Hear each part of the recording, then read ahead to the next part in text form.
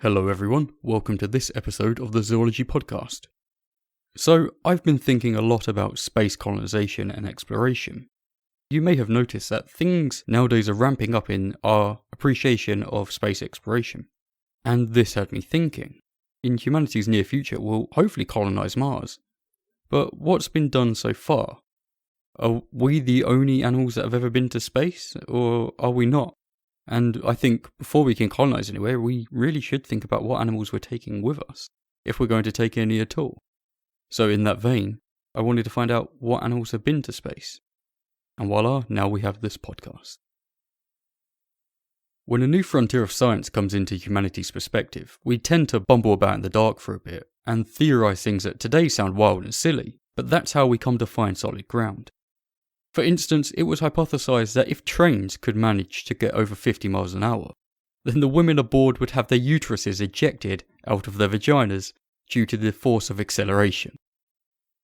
Another equally mind-blowing hypothesis was that if cars could take corners at over 28 miles an hour, then the driver's head would explode.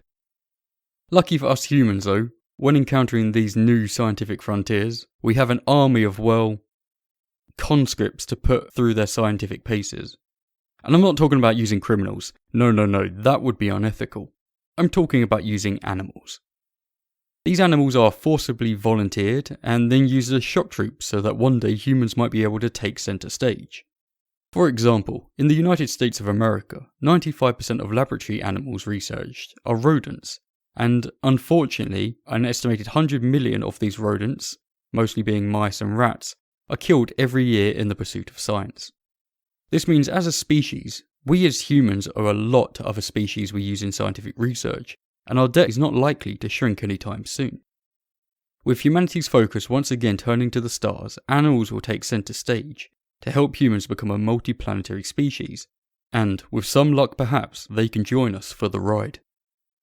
But with that in mind, I'd like to explore the historical debt we owe to these pioneers and see what crazy stories have unfolded. Our story begins earlier than you might expect, and it doesn't even begin in space. It begins in 1783 in the skies over France, in a hot air balloon where a duck, a sheep and a rooster are trying not to fall to their deaths. No, this isn't a joke. It was an experiment by the Montgolfier brothers, who wanted to see if terrestrial animals could survive up in the air, with the rooster being a bird acting as the control. Now obviously this sounds amusing to our modern ears, but people in the 18th century really didn't know what would happen to a terrestrial animal if they spent time up in the skies. They didn't know if these animals would be okay, or that if they got to a certain altitude, that their lungs would just explode. They had no idea. But thanks to them, we now know that terrestrial animals can survive high up in the sky. So our story now travels over the seas to America. In February 1947, the US used the V-2 rockets developed by the Nazis to send fruit flies into space. So, if any of you had fruit flies on your bingo card as the first animal in space, go and check it off now. The V-2 rocket reached 68 miles up in 3 minutes, 10 seconds, passing both the US Air Force 50 miles and the international 100 kilometers definition of the boundary of space. Although there is no distinct boundary between the atmosphere and space, an imaginary line about 68 miles from the Earth's surface, called the Kármán line, is usually why scientists say Earth's atmosphere meets outer space. So if you want to brag that you've been to space, you need to cross this line. Now the Americans didn't just send these flies to space for the jollies. They sent them there for the purpose of exploring the effects of radiation exposure at high altitudes. Because you don't want to someday send up humans and have them come back with all sorts of weird mutations, like growing a third hand, a new eyeball, or speaking German. Luckily enough for us, these flies did not develop any of these conditions. And we know this because the rocket was fitted with a Blossom capsule, which successfully deployed its parachute, and so they made it back to Earth alive, making them not only the first animal in space, but the first to make it back safe and sound. The Americans then decided to stop playing around with flies and go big or go home. They needed to find out what would happen to a primate if it went to space. So only a year later, in 1948, the US launched another V-2 rocket with a rhesus macaque aboard named Albert. Albert's rocket reached 39 miles up. This obviously means it didn't meet the edge of space, and so, while no doubt a big achievement for Albert, he did not gain the honour of being an astronaut. Instead, all Albert got was the horror of suffocating to death on his flight, the first casualty of our space obsession. Only a year later, Albert's successor, Albert II, would take up the mantle. Americans have used a creative naming process, I know. Albert II's rocket reached 83 miles up, passing the Kármán line, making Albert II the first monkey, primate, and mammal to go into space. Unfortunately, however, like his predecessor, Albert II's trip would end in tragedy, when the rocket's capsule parachute failed to deploy properly, resulting in the capsule hitting the ground at high speed. Now, the kind of horrifying thing is that Albert II was fitted with sensors which were monitoring his vital signs, such as his heartbeat and respiration rate. This means that we have the data and we can see just how his little heart was dealing with such a stressful situation, until his life was cut short. This loss, however, must have set the Americans back a little, because it wasn't until the next year, on the 31st of August 1950, that the US launched a mouse into space aboard another V-2 rocket. This, however, also ended in bad news, because the rocket disintegrated upon re-entry as the parachute system failed to deploy. You might have thought that the Americans would have fixed the parachute problems after Albert II's sacrifice, but I guess not. So far it's Mammal 0, Space 3. This didn't last long though, because in 1951 the Soviet Union sent 2 dogs into space. Dogs were known as Gypsy and Desik. These dogs broke the mould by making it back to Earth safe and sound, but I doubt that you've ever even heard of them. And that's because while they made it to space, they didn't go into orbit around planet Earth.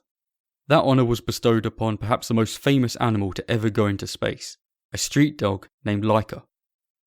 On the 3rd of November 1957, the Soviet Union sent Laika into space. Now, being a Russian street dog, Laika was used to dealing with the cold and extreme environments, so who could ask for a better candidate for a perilous journey orbiting the Earth? Or, well, I assume that's what the Russians thought. It was probably far more likely that Laika was just expendable. However, she was successfully sent into space upon the Sputnik 2 spacecraft, which was nicknamed Mutnik by the West, and this made Laika the first animal ever to be sent into orbit. Now that's a great tale, a street dog going from the rough and ready Russian streets to the stars in an effort to become a cosmonaut and break records. What a story. But unfortunately, that's where once again our story turns sour. Now, while the Soviets had the technology to send Laika into orbit, well, they didn't have the tech to get her back again. Very callous, I know, but the Soviets were not exactly renowned to care about life in any of its forms. And, well, this resulted in Laika passing away during her flight. Unfortunately, the sacrifice of our animal brethren doesn't end here, as much as I wish it had. On the 13th of December 1958, the Americans launched a Jupiter IRBM AM-13 from Cape Canaveral, Florida, with a trained South American squirrel monkey named Gordo on board. Gordo was hooked up to sensors that showed that he survived the 10 Gs of launch, 8 minutes of weightlessness, and 40 Gs of re-entry. Now you can probably tell that Gordo also did not survive his flight. Once again, the failure that is becoming classically American reared its head. The nose cone recovery parachute failed to deploy, and Gordo, like Albert II, was killed after re-entering Earth's atmosphere. What's even worse is that the nose cone sank 1,302 nautical miles from Cape Canaveral and was not able to be recovered, which means that Gordo could not be buried. Okay, all of this has been doom and gloom so far, so I wouldn't expect it to get much better, but at least it can't get much worse, right? Well, on the 28th of May, 1959, 2 monkeys were launched into space aboard the Jupiter IRBM AM-18. One was a rhesus macaque called Miss Abel, and the other was a Peruvian squirrel monkey named Miss Baker. These monkeys managed to reach an altitude of 360 miles in a rocket that reached a top speed of 9,900 miles per hour. That's an impressive 4,400 meters per second, and was in flight for 16 minutes. Miss Abel and Miss Baker were able to withstand 38 times the normal pull of Earth's gravity and were weightless for about 9 minutes. And then, they didn't die! Finally, some good news. Both Miss Abel and Miss Baker made it back to Earth, safe and sound, and in good condition. making them the first monkey to ever survive spaceflight. Finally, the monkeys are notching up a score on their space K to D ratio. And then, only 4 days after the flight, Miss Abel died from a reaction to anesthesia while undergoing surgery to remove an electrode that had become infected. Oh. After this, Miss Baker became the centre of media attention, because you have to remember we really didn't know how a primate would react to spending such a short amount of time in space. The good news was that Miss Baker did not have ill health effects from her time aboard the shuttle, and she even got an attempt to mate, so that humans could understand how her reproductive system was affected by spaceflight. So overall, I think this spaceflight tale has been the most bittersweet so far. Anywho, moving on. 1959 was actually a very busy year for animals in space. In total, including Miss Abel and Miss Baker, 3 monkeys, 2 dogs, 2 frogs, 12 mice, and a rabbit all became familiar with rocket-propelled flight. The 1960s were equally as busy. The Soviets sent up a rabbit, 2 dogs, 2 rats, 15 fruit flies, 40 mice, and even some plants. Then, on the 31st of January 1961, a big milestone was crossed. The first great ape was sent into space. And no, it wasn't a human. It was a chimpanzee, named Ham. Ham had been trained to pull levers, which would drop banana pellets for him to consume. And in the normal vein of scientists, Ham also had to pull these levers to avoid an electric shock. Classic science, that. Ham was able to pull these levers through the duration of his spaceflight, but when your motivation is to not get shocked, that's no surprise. The good news was that Ham made it safely back to Earth and lived out a long and happy life. But Ham's adventure did set the stage for a very historic event. On the 12th of April 1961, the previous sacrifice of so many animals made it possible for Yuri Gagarin to become the first human in space. But no one wants to hear about silly humans, so let's move on. The 1960s were a great decade for animals in space. We saw the entrance of the French and the Chinese onto the world stage. The French, feeling left out, decided to send a cat named Falsetti on a 15-minute flight, and then euthanized her when she got back to Earth so an autopsy could be performed. Okay, maybe not the most ethical thing to do, but still better than performing an autopsy on her while she was alive. The Chinese, on the other hand, sent mice, rats, and 2 dogs into space, but I couldn't find information on what happened to these animals after their return to Earth. In 1966, the Soviets decided to break another record. They sent 2 dogs into space for 22 days, making this the longest time any animal had spent in space, a record not broken till 1971. Okay, now I want you to guess what animal was the first to be sent into deep space and circle the moon. If any of you guessed Horsfield's tortoise, well done. Though I think I'd just accept tortoise as a right answer as well though. This was achieved on the 14th of September 1968 by the Soviet Union, and in a turn of good events, each tortoise was recovered alive, but they had suffered pretty severe weight loss. But still, they were alive and that's a win. The late 60s and early 70s were a big time for animals in space, without any major disturbing incidents taking place. Well, except for the death of a macaque named Bonnie. However, during this time, 2 bullfrogs were sent into space to understand motion sickness. 5 mice, named Fi, Fi, Fo, Frum and Fui, were sent up to circle the moon for 6 days. And even the first fish sent up, along with the first ever spiders named Arabella and Anita. Perhaps the biggest event of the late 60s was America winning the space race by placing Neil Armstrong and Buzz Aldrin on the moon. This is perhaps why we see the 70s and preceding decades lack the oomph that the previous decades had for sending animals to space. However, things did still continue. For instance, in 1985, 10 newts were sent into space, with their front limbs amputated. Oh. Yeah, scientists are not known for being the best, most moral people, but they justified this by wanting to understand how animals or humans might recover from space-related injuries. Which makes a lot of sense, but still, jeez, those poor newts. Good thing they have good regeneration abilities, and yes, just in case you were wondering, they were able to regrow their limbs. Thank goodness for that. Though I doubt humans will be able to if a similar thing takes place in space. But who knows? Maybe we need to send people up there with no arms, see what happens. Anyway, Then in 1995, Japan launched its first animal into space. Again, this was a newt, which I assume was allowed to keep all its legs. Overall, apart from Japan launching a newt into space, the only animals sent up were to the International Space Station, or a couple of guinea pigs that were sent up by the Chinese, and a few insects that were sent up by the Soviet Union before its collapse. I guess the 90s was just not a big time for animals in space. And like the 90s, the early 2000s did not see a massive number of animals being sent up to space at all, but a couple of notable things did happen. The first was in 2003, where the American space shuttle, the Columbia, disintegrated as it re-entered Earth's atmosphere. The Columbia was carrying on board bees, spiders, ants, fish, and silkworms.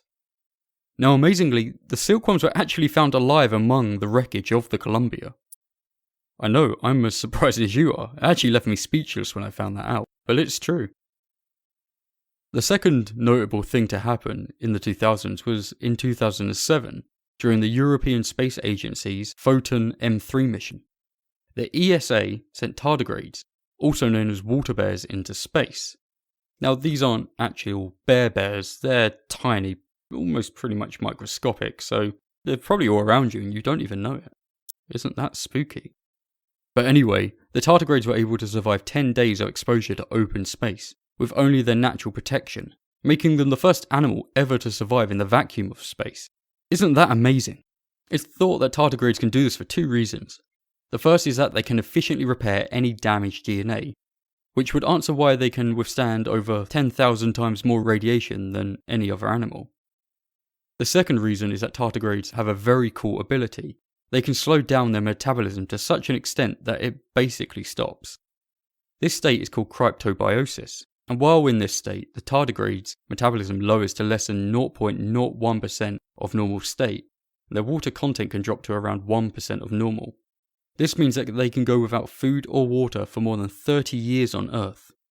But they are also able to rehydrate, forage, and reproduce when environmental conditions improve. Funnily enough, another really cool thing actually happened on this ESA mission. A number of cockroaches were also carried into space, and one of the females happened to give birth when they got back to Earth, which makes it the first ever animal to conceive while in space. So that's a freaky fact for you. Nowadays there appears to be a renewed interest in space exploration, beginning in the 2010s, and this means that animals which have served us diligently so far must once again don their spacesuits. In May 2011, two golden orb spiders named Gladys and Esmeralda, as well as a fruit fly colony for them to feed on, were sent into space in order to study the effects of microgravity on spiders' behaviour, which is interesting because finding native space spiders to study is actually a really hard thing to do, so it makes sense that they would send Earth spiders instead. Then, in October 2012, 32 Medcala fish were sent to live on the International Space Station in their new aquatic habitat in the Kibo module, which means that even astronauts can now enjoy a pleasant sight of fish doing their thing, but now in space. Then, on the 3rd of February 2013, to mark its revolution's 31st anniversary, Iran became the latest country to launch animals into space by sending a mouse, 2 turtles and some worms up on a Kavoshka 3 rocket, and then returned them all to Earth alive. This streak of returning animals alive though would be short-lived, because in July 2014 Russia sent 1 male and 4 female geckos into low Earth orbit, in an effort to study the effects of microgravity on the reproductive habits of the reptiles. And well, unfortunately in late July Russia lost contact and control of the satellite housing the geckos for 2 months. This might be fine if these geckos were tardigrades, but unfortunately they're not. And geckos being cold-blooded don't tend to do well in cold environments like space, and so they all froze to death. In 2014, we have the entrance of a private company onto the world stage. SpaceX sent 20 mice to live on the International Space Station. This was again repeated in 2015 and 2018, where SpaceX once again acted as the universe's best delivery company by sending 20 mice on each trip, in order to evaluate the effects of microgravity on health and how psychology, physiology and sleep schedules respond to the stress of being in space.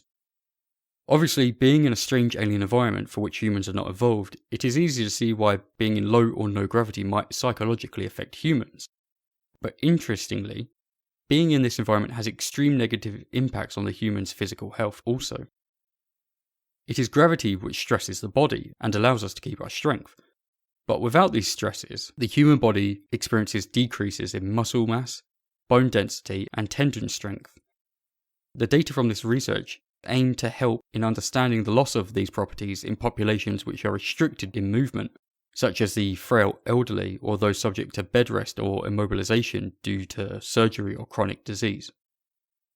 Actually, a funny fact I know about being in space is that it will literally make you taller.